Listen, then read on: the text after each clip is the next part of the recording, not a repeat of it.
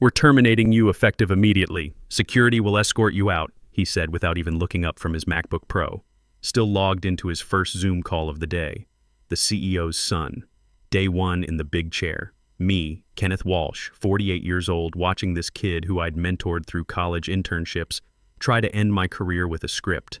No handshake, no explanation, just a trembling HR rep standing behind him like she was watching someone defuse a bomb with a butter knife. The ink on his promotion paperwork was still wet, and he was already playing executioner.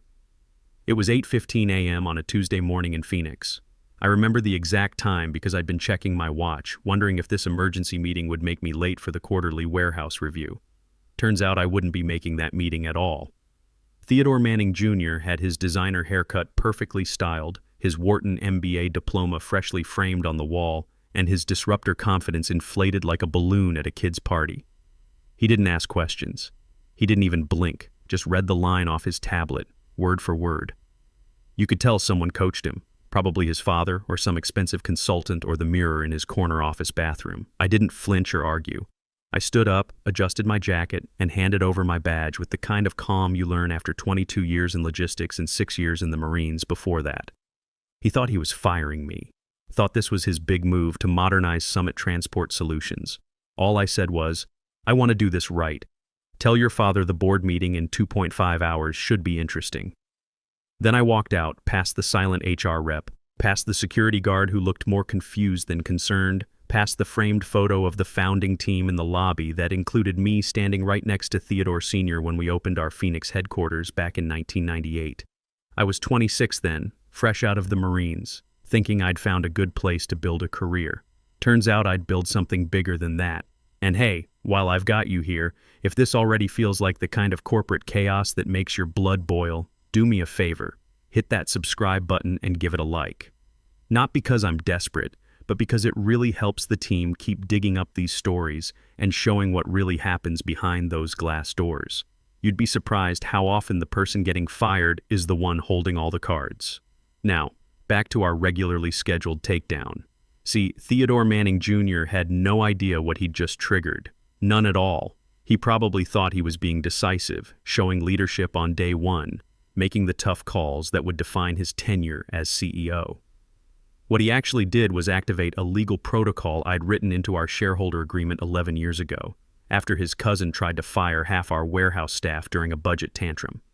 The protocol was called Section 14C, Emergency Succession Protocol, buried deep in the fine print where nobody bothers to read because, honestly, who expects to need something like that? But I'd learned in the Marines that you plan for the worst-case scenario, not the best one. And the worst-case scenario was exactly what had just happened. An unqualified family member getting handed authority they hadn't earned and immediately abusing it. Here's how Section 14C worked, and pay attention because this gets good. If any executive terminated a founding team member without prior board approval, and that executive held no equity stake in the company, then all interim authority got suspended immediately. Not tomorrow, not after a review period, immediately. And voting control reverted to the majority shareholder pending an emergency board meeting within 3 hours. The majority shareholder being me, with 65% of Summit Transport Solutions. Now you might be wondering how a guy like me, no MBA, no trust fund, no connections, ended up owning 65% of a $125 million logistics company. That's a story worth telling because it didn't happen by accident. It happened through 22 years of saying yes when everyone else said no, taking equity instead of salary bumps, and understanding that real security doesn't come from a job title or a corner office. It comes from ownership. When Theodore Sr. started Summit back in 1998, we were 3 folding tables, a whiteboard, and his vision of revolutionizing Southwest logistics. He was the dreamer. I was the guy who made sure we didn't bounce any checks while he was dreaming. Theodore could see the future of supply chain management, but he couldn't remember if we'd paid the electric bill or accidentally sent a shipment to Tucson instead of Albuquerque. I stepped in, organized everything, stabilized our operations, and secured our contracts. For my trouble, he offered me a VP title in a corner office. I declined, asked for equity instead. "You'd rather own the foundation than sit in the penthouse," he joked. "Exactly," I said. "That was the smartest decision I ever made." While everyone else was chasing titles and salary increases, I was quietly accumulating percentages. Half a point here, a full point there. Stock options instead of bonuses. Voting shares instead of fancy business cards. Every time we closed a major deal or brought in a new investor, I negotiated another slice. By year 7, I was sitting on 18%. By year 15, that had grown to 35%. Then our CFO left in a screaming match over budget allocations. Messy divorce, needed cash fast, offered me his 15% stake at a steep discount. I took it. When Theodore Sr.'s brother tried to sue us for patent infringement and failed spectacularly, he wanted to settle privately and walk away. I took his 17% stake in exchange for a bulletproof NDA and his promise to never contact our clients again. 65%. That's where I landed, quietly, methodically, with proper documentation filed with the Arizona Corporation Commission. No fanfare, no press releases, just majority ownership of a company that had grown from 3 folding tables to a $125 million operation with 850 employees across the Southwest. And nestled inside that ownership package was Section 14C, waiting like a loaded gun for someone stupid enough to pull the trigger. Theodore Manning Jr. had just pulled that trigger at 8:15 a.m. on a Tuesday morning, terminating the majority shareholder of his own company without cause, without process, and without any legal authority to do so. The countdown had begun. 2.5 hours. That's how long Junior had between his first firing and his first legal nightmare. In that time, I imagine he celebrated, maybe posted something on LinkedIn about tough decisions for digital transformation or streamlining operations for the future. Hell, he probably had the hashtags ready. Leadership, innovation, next-gen, disruption, or whatever buzzword his personal brand consultant told him to use. Meanwhile, I was already 3 steps ahead. See, I hadn't just walked out of that building empty-handed. I'd walked out knowing exactly what was about to happen, because I'd written the playbook myself 11 years ago. The moment Theodore Jr. read those termination words without board approval, Section 14C went live. And I'd been preparing for this possibility since 6:47 that morning. Yeah, 6:47 a.m., 2 hours before he fired me. Because here's what Junior didn't know about corporate governance. When you're the majority shareholder, you get copies of everything, every email, every memo, every executive decision that gets drafted. His termination order had been sitting in the legal review queue since Monday afternoon, and our automated filing system had flagged it the moment it got approved for execution. So while he was practicing his firing speech in the mirror, I was already at my kitchen table with a cup of coffee, drafting the Section 14C activation notice. Dated, signed, time-stamped at 6:47 a.m., and ready to deploy the moment he pulled the trigger. The board packet had already gone out by 8:30 a.m., 15 minutes after my termination. Priority mail, signature required, delivered to every board member, investor, and general counsel tied to Summit Transport Solutions. Unlike his termination memo, mine came with a certified return receipt and enough legal documentation to choke a law firm. The packet was beautiful, if I do say so myself. 2 inches thick of properly notarized Arizona Corporation Commission filed, SEC-compliant documentation. Cover page, Section 14C activation, Emergency Shareholder Transition Protocol. Subheading, Request for Immediate Board Convocation under Corporate Bylaw 8.4. Inside that packet was everything. The trigger letter time-stamped 6:47 a.m., complete equity breakdown showing every share I'd acquired over 22 years, every board-approved transaction, every stock option conversion, every private sale agreement. A full portfolio ledger with notarizations going back to 1998. Even included his termination memo with its grammatical errors and HR signature. They'd be talking about that memo for years. But here's the beautiful part about Section 14C. It wasn't just enforceable, it was automatic. No appeals process, no cooling off period, no let's think about this meetings. The moment an unauthorized executive terminated a founding team member, the protocol triggered like a legal mousetrap. And once triggered, it was irreversible. I'd learned that lesson from Theodore Sr.'s brother back in 2014. During that patent lawsuit mess, he'd tried to use corporate politics to force me out. Got 3 board members to support a motion to dilute my equity. What he didn't realize was that I'd already anticipated something like that and built Section 14C specifically to prevent it. Added a clause that made the protocol irreversible once filed. No take-back button, no we were just kidding escape hatch. The investors loved it back then, called it rogue executive insurance. Protection against family members or appointees who might try to hijack the company through procedural manipulation. Theodore Sr. signed off on it without reading the fine print, probably thinking it would never apply to his own son. Funny how that works out. While I was activating legal protocols, Theodore Jr. was probably having the best morning of his young executive life. First day as CEO, first major decision executed flawlessly. I bet he called his Wharton buddies, texted his girlfriend about making the tough calls, maybe even updated his LinkedIn profile with some corporate speak about leading organizational transformation in the logistics sector. What he didn't know was that by 9:15 a.m., his name was flagged in 3 different corporate filing systems as the sole initiator of an unauthorized termination. By 9:30, emergency legal alerts were hitting the phones of every board member. By 9:45, Theodore Sr.'s golf game at Scottsdale Country Club was getting interrupted by increasingly frantic calls from our general counsel. See, once Section 14C goes live, it's not just about company politics anymore. It's about fiduciary duty, SEC compliance, personal liability for every board member who doesn't respond appropriately.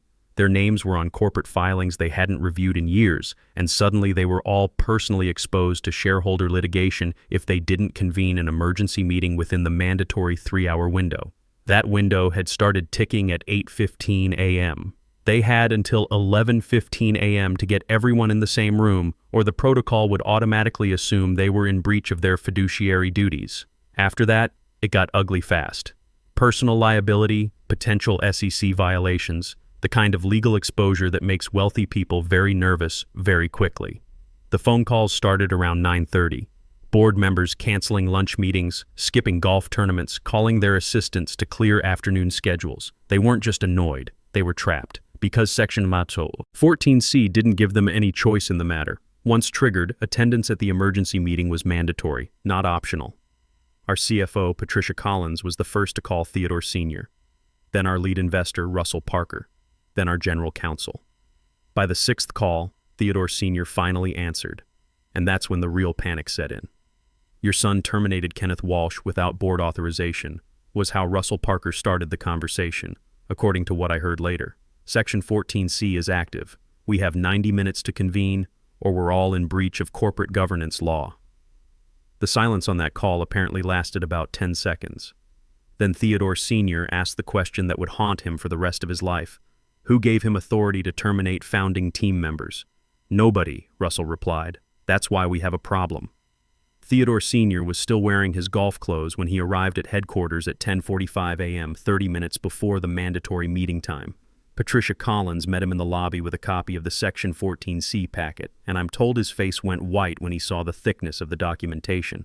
"How long has this protocol been in our corporate bylaws?" he asked. 11 years, Patricia replied. "You signed the amendment yourself." That's when Theodore Sr. realized what his son had done, and more importantly, what I was about to do about it. At exactly 10:58 a.m., I walked back into Summit Transport Solutions. Same building, same desert landscaping in the lobby, same company timeline etched into the wall, but everything had changed. The security guard who'd escorted me out 2 hours and 43 minutes earlier now nodded respectfully and held the elevator door open. "Conference room A, Mr. Walsh," the receptionist said with a genuine smile. "They're all waiting for you." Waiting. That was the right word, because by 10:58 a.m., every board member was already seated around that polished conference table, looking like they'd rather be anywhere else in the world. 8 faces, some pale, some resigned, all understanding they were about to witness something unprecedented in corporate governance.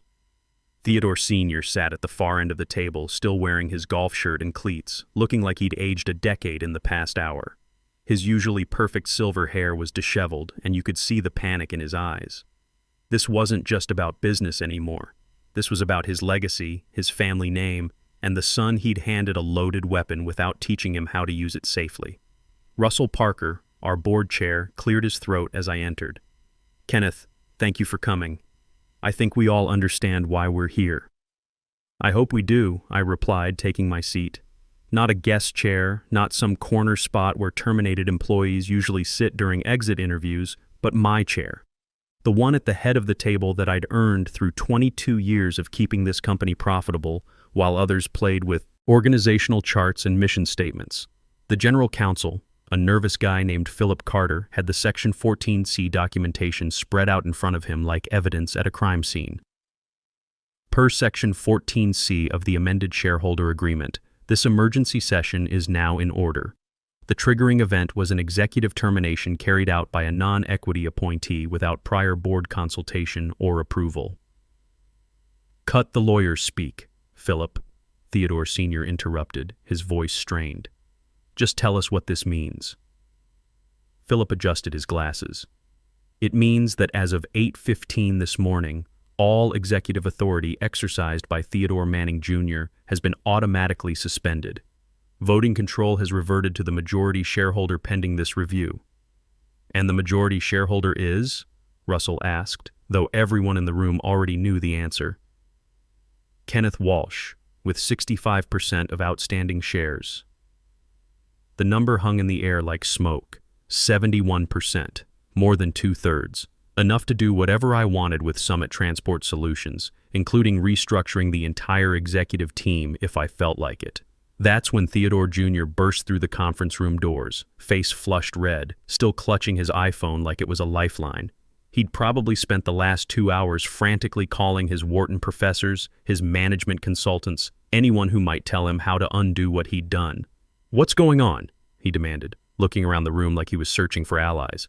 "Why wasn't I informed about this meeting? I'm the CEO of this company." The silence that followed was deafening. 8 board members, 1 general counsel, and me, all staring at this 32-year-old who still didn't understand what he'd triggered. "Theodore," I said calmly, "you don't have the authority to call emergency board meetings. You never did." "That's ridiculous," he shot back. "I was appointed CEO by board resolution." "I have executive authority." "You had derivative authority," Philip corrected. "Authority that was conditional on your compliance with corporate governance protocols. When you terminated a founding team member without board approval, you violated those protocols. Section 14C was triggered automatically." Theodore Jr. looked confused, like someone had just told him gravity worked backwards. "What's Section 14C? Russell Parker sighed deeply. "It's a protocol your father signed into corporate law 11 years ago. Emergency succession procedures for exactly this kind of situation." "What kind of situation?" Theodore Jr. was getting louder now, more desperate. "The kind where someone with no equity stake tries to fire the majority shareholder," I answered. That's when it hit him, really hit him. You could see the moment the math clicked in his head. The termination he'd been so proud of, the power move he thought would define his leadership legacy, had just removed him from the very position he'd been trying to assert. "But I'm your son," he said to Theodore. "Senior?" His voice cracking slightly. "You're not a shareholding member of this board," Russell replied before Theodore Sr. could answer. "And right now, according to corporate law, you have no more authority in this company than a delivery driver." The room went quiet again. Theodore Jr. stood there for another 30 seconds, probably hoping someone would speak up for him. Someone would explain that this was all a misunderstanding that could be fixed with an apology and a promise to do better. Nobody spoke. "This is insane," he finally said, looking directly at me. "Kenneth, you can't seriously want to destroy everything my father built." I leaned back in my chair, the same chair I'd occupied during hundreds of strategic planning sessions, budget meetings, crisis management calls. The chair I'd earned through 2 decades of making sure Summit Transport Solutions didn't just survive, but thrived. "Your father didn't build this alone, Theodore. He built it with partners. I'm one of those partners. And partners don't get fired by junior employees." Russell called for the formal vote. All in favor of rescinding Theodore Manning Jr.'s appointment as Chief Executive Officer, effective immediately. One by one, hands went up around the table. The CFO, our lead investor, the operations director, the head of legal. Even Theodore Sr., after a long pause that seemed to last forever, slowly raised his hand. "Motion carries unanimously," Russell announced. "Theodore Manning Jr.'s appointment as Chief Executive Officer is hereby rescinded, effective immediately." Theodore Jr. looked around the room one more time, searching for someone who might change their vote, someone who would choose family loyalty over corporate governance. When he realized that wasn't going to happen, he turned and walked toward the door. At the threshold, he stopped and looked back at me. "This isn't over," he said, trying to sound threatening. "Yes, it is," I replied. "Security will escort you out." By 11:30 a.m., I was back in my office. Not a new office, not some consolation prize corner space, but my original office on the 11th floor, the one I'd occupied for 15 years before they moved me to make room for Theodore Jr.'s innovation lab and his collection of motivational posters about disrupting traditional thinking. The nameplate was already back on the door. Kenneth Walsh, Chairman and CEO. Patricia Collins from HR had worked fast. She'd also quietly removed the ping-pong table and restored the conference table where we used to plan actual logistics operations, instead of brainstorming sessions about leveraging synergies in the digital ecosystem. My first order of business wasn't revenge, it wasn't celebration, it was damage control. Because while we'd been sorting out the corporate coup, Summit Transport Solutions still had 850 employees, 200 active delivery routes, and clients who expected their shipments to arrive on time, regardless of what was happening in the executive suite. I called an all-hands meeting for 1:00 p.m. Not a Zoom call, not a corporate webinar with prepared remarks, but an old-fashioned gathering in our main warehouse where people could ask real questions and get straight answers. The kind of meeting Theodore Jr. never would have thought to hold because it wasn't scalable or metrics-driven or whatever business school term was trending that week. Word had already spread, of course. In a company our size, news travels faster than our delivery trucks. By noon, everyone knew that Theodore Jr. was gone and I was back. The questions were about what came next. "Are you going to fire people?" asked Maria Rodriguez, one of our route supervisors who'd been with us for 12 years. "The opposite," I told her.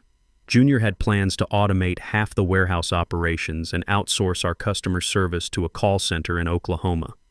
Those plans are canceled. Your jobs are safe. You could feel the tension leave the room. These weren't just employees to me. They were neighbors, community members, people who'd helped build Summit from a startup into the Southwest's most reliable logistics company. Theodore Jr. saw them as line items on a spreadsheet to be optimized. I saw them as the reason we succeeded. "What about the automation project?" asked Danny Kim from our IT department. "We've already spent $2.3 million on new software systems. We'll keep the parts that actually improve efficiency," I said. "But we're not replacing people with algorithms just because some consultant said it would increase profit margins by 3%. Good logistics requires human judgment, not just data points." That got some nods from the warehouse crew. They'd been dreading the automation rollout, knowing it meant layoffs disguised as workforce optimization. Now they could focus on doing their jobs instead of worrying about being replaced by machines. The afternoon was spent reviewing Theodore Jr.'s other brilliant initiatives. The rebrand to Summit Logistics Solutions with a $400,000 logo redesign was scrapped. The plan to relocate our headquarters to a trendy downtown high-rise was canceled. The proposal to eliminate our profit-sharing program in favor of competitive individual performance bonuses went straight into the trash.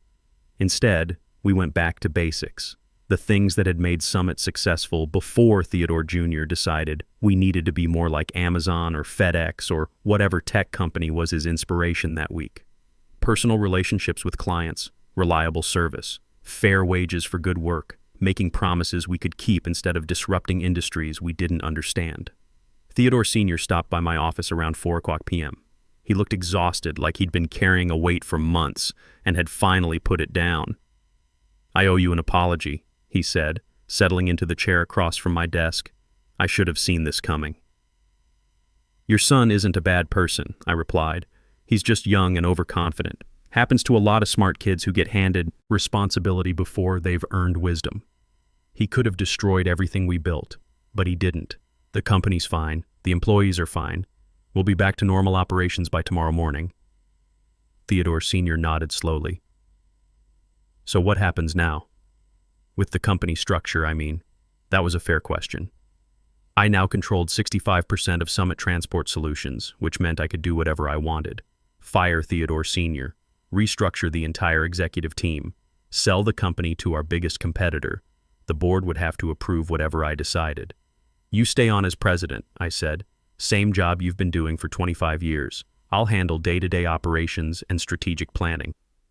We go back to the partnership that worked before family politics got in the way. His relief was visible. And Theodore Jr. gets a severance package and a recommendation letter if he wants to find work somewhere else. But he's banned from company property and any contact with our clients. Some bridges can't be rebuilt. He's going to blame you for this. Let him. I didn't fire myself this morning. He did that all by himself. By 6 p.m., Summit Transport Solutions was running normally again. Delivery schedules were back on track. Client calls were being returned. The crisis was over before most of our customers even knew there had been a crisis. I stayed late that evening, not because there was urgent work to do, but because I wanted to walk through the warehouse one more time. Past the loading docks where drivers were preparing tomorrow's routes, past the customer service desk where Patricia was helping a client track a delayed shipment, past the break room where the third shift was gathering for their evening briefing. This was what Theodore Jr. never understood. Summit Transport Solutions wasn't just a business to be optimized or a market to be disrupted. It was a community, a place where people came to work, earned good wages, and went home to their families knowing they'd contributed something valuable. You don't fire the majority shareholder of a company like that. You especially don't fire him on your first day and expect to survive the experience. Sometimes power isn't loud or flashy. Sometimes it's patient, strategic, and impossible to terminate. Sometimes the person you underestimate is the person who built the very ground you're standing on. And sometimes, when entitled leadership finally meets earned authority, justice is served quietly, legally, and permanently. Subscribe if you want more stories about what really happens when corporate nepotism crashes into corporate reality. Trust me, you'd be surprised how often this plays out in America's boardrooms.